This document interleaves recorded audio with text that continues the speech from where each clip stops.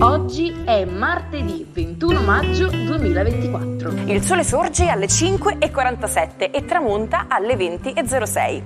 La luna si leva all'1:04 e cala alle 10:53. Oggi, 21 maggio, si celebra San Cristoforo. Il nome Cristoforo deriva dal greco e significa colui che porta Cristo. Scopriamo chi spegne le candeline oggi. Il primo è Lino Guanciale, che compie 44 anni. Conosciuto per la sua versatilità come attore, Guanciale ha fatto incetta di successi, dalla televisione al cinema fino al teatro contemporaneo. Il cantante Marco Carta invece festeggia i suoi 38 anni. Artista pop, ha esordito al talent show Amici di Maria De Filippi e ha conquistato il pubblico con la sua vittoria al Festival di Sanremo del 2009 con il brano La Forza Mia. Infine, oggi compie 59 anni la giornalista Paola Saluzzi. Conosciuta al grande pubblico per le sue esperienze in Rai, Mediaset e Sky, ha ottenuto grande successo nel 1998 con la conduzione di Uno Mattina accanto a Luca Giurato. Un giovane pilota americano decide di compiere una sfida epica: volare senza scalo da New York a Parigi. Si chiama Charles Lindbergh ed è determinato a dimostrare che l'impossibile può diventare realtà. Dopo 33 ore e mezzo di volo a una velocità media di 188 km/h, Lindbergh atterra all'aeroporto di Champs-de-la-Bougie, sotto gli occhi di una folla delirante di 150.000 persone. Le massime autorità francesi gli conferiscono la Croce d'Onore, consacrando la sua impresa leggendaria. Da quel giorno in poi Lindbergh diventa noto come il pazzo volante. Se siete abituati a volare e vi state chiedendo quale sia il miglior posto su un aereo, gli esperti consigliano di sedersi vicino alle ali, in quanto queste sono le parti più stabili dell'aereo e garantiscono una maggiore sicurezza. Evitate invece i posti vicino al bagno e ai motori, poiché sono le zone più rumorose. Buongiorno ai 12. Oggi la Luna entra misteriosamente in Scorpione, opponendosi peraltro a Mercurio, e quadrati entrambi a Plutone. Qualcosa di nascosto vuole essere detto venire fuori. Il Sole in Gemelli, quindi è un po' più comunicativo e chiacchiericcio. Vediamo un po'. Ariete, decisamente molto interessante la giornata per voi oggi, che vi lascia esenti da tutta una serie di configurazioni un po' caotiche intorno a voi, quindi non prestate ascolto a tutta una serie di cose, anche perché siete nel giusto. Limitate ad osservare, ad ascoltare, anche se disapprovate, non siate troppo palesi nel manifestarlo. Toro, la giornata di oggi prevede un Mercurio che proprio non si intende con la Luna e con Plutone. Vengono a galla alcune configurazioni un po' pasticciate di un lavoro precedentemente fatto, oppure si chiariscono qualche qualità di rapporti che forse non era proprio come la pensavate voi. Analizzerete il tutto bene a fine giornata con un familiare. Gemelli, la giornata di oggi è una giornata che fa sentire già tutti gli aspetti del Sole che si ripercuotono su di voi. Il Sole forma trigono non solo a Plutone ma un sestile a Nettuno ed è ancora congiunto a Venere, Giove e Urano. Tutto questo nei vostri gradi accende un'incredibile energia. È l'inizio di un periodo bellissimo e ne avrete ancora per molto.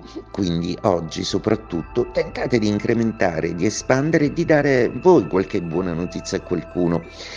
Cancro, la giornata di oggi è una giornata con una luna amica, entra in Scorpione anche se è una luna contrastata da Mercurio e da Plutone, quindi probabilmente alcune promesse fatte devono essere un po' più rassicurate nei termini in cui non bastano le parole per procedere su progetti veramente impegnativi, devono esserci anche i fatti, non ragionate solo col cuore, anche se è la vostra più grande dote. Leone, una giornata oggi che prevede una quadratura della Luna un po' fastidiosa, considerando pure che ancora Urano e Venere non sono d'accordo, oggi qualcosa proprio nel mondo degli affetti potrebbe darvi fastidio. Non saltate comunque subito alle conclusioni, bisognerà solo chiarirsi.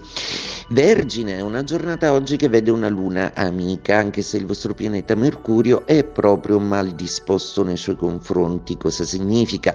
È tutta una serie di aspettative rispetto al mondo affettivo, una dialettica affettiva che dovete di nuovo ricostruire, riformare. Quindi se vi interessa veramente la stima di qualcuno, cercate di chiarire tutta una serie di posizioni vostre.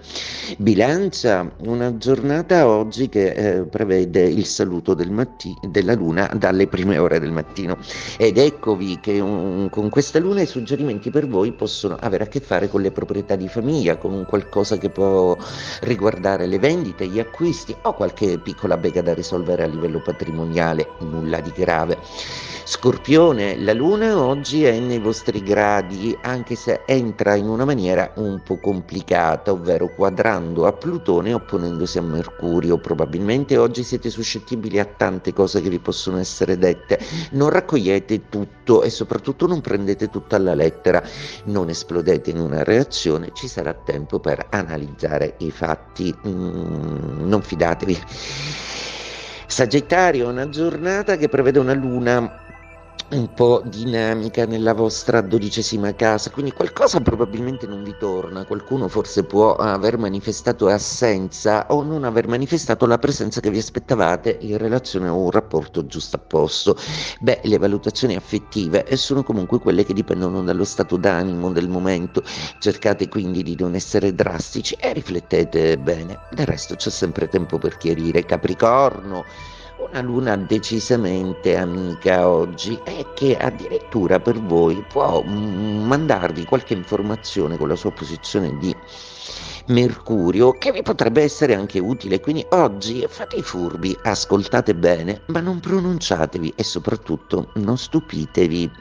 Acquario, è una luna fastidiosa di quadratura, tra l'altro con l'appoggio di Mercurio quadrano sul vostro Plutone che teme ben poco dato i poderosi appoggi planetari, trigoni di Sole, Giove, Urano e Venere dalla sua, per cui niente da temere, più che altro è probabile che verriate a sapere qualcosa di qualcuno che non vedete o non sentite più, e anche se non lo amate molto questa faccenda, qualche ex potrebbe farsi vivo. Pesci, una luna molto amica per voi oggi e che addirittura vi dà delle soffiate interessanti, soffiate sempre che riguardano il futuro e qualche punto di vista prospettico che potrebbe gettare una nuova luce o dare un significato diverso a quanto già sapete rispetto a dei progetti lavorativi. In amore, bene. Unisce culture e nazioni attraverso il linguaggio universale del gioco del calcio. Ogni volta che annuncia il paese organizzatore del campionato mondiale di calcio, l'emozione è palpabile. Sto parlando della FIFA, la Federazione Internazionale del Calcio, fondata il 21 maggio del 1904 nella splendida città di Parigi.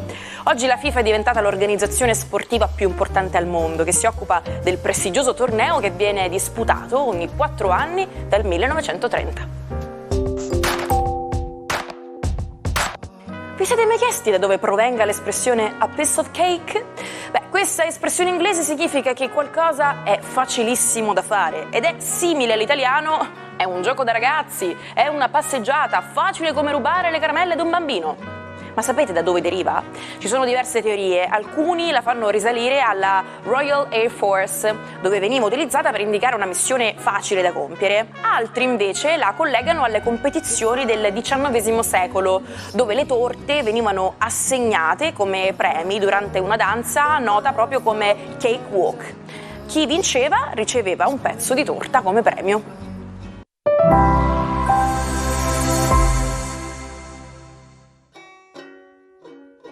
Come fare per recuperare tutti gli episodi del Almanacco che avete perso? Nessun problema, ci trovate on demand su YouTube sul canale Sicilia Play. Oggi parliamo di Carlo Emilio Gadda, uno scrittore che non ha mai avuto paura di esprimere la sua rabbia incontenibile. La sua satira tagliente e violenta non ha risparmiato nessuno. Ha preso di mira il perbenismo, il moralismo e persino il fascismo. Il suo coraggio nell'esprimere opinioni forti lo ha portato a criticare il duce, Mussolini, che Gadda chiamava Giuda imbobbettato. Ma come faceva a sfuggire alla censura? Beh, semplice. Il suo linguaggio era fatto di parole inventate e un mix di lingue diverse. Gadda non ha mai avuto timore di esplorare la sua vita complicata, in particolare il difficile rapporto con la madre, che si riflette nella sua opera maggiore, La cognizione del dolore. Uno scrittore fuori classe, che ha sempre seguito la sua strada, senza mai cedere a compromessi.